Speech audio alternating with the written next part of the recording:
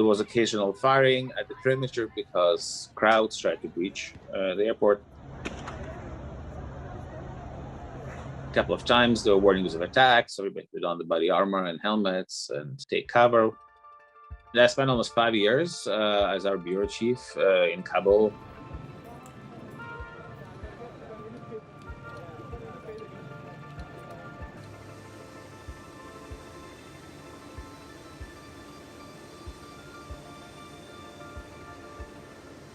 The Italian embassy had arranged a repatriation flight.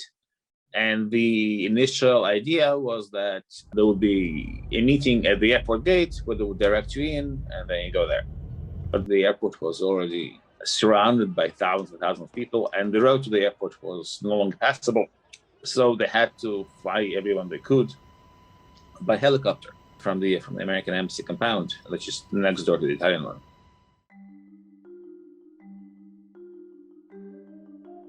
There was no food. I was just on my phone writing. And luckily, I managed to find an outlet for power to charge up my phone.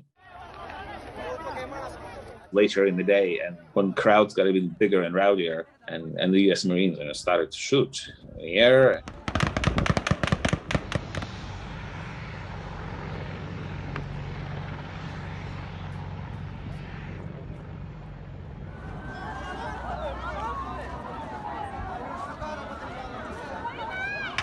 U.S. Marine Corps Quick Reaction Force was called in to deal with the situation of hundreds of Afghan civilians trying to board an idling C-17 plane that was on the tarmac.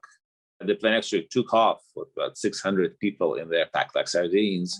The military airport doesn't have any normal facilities. You don't have the boarding vehicles or the ramps. So there is this emergency ladder that comes from the aircraft itself, and you have to climb up, which is for people that had strollers with babies was quite difficult.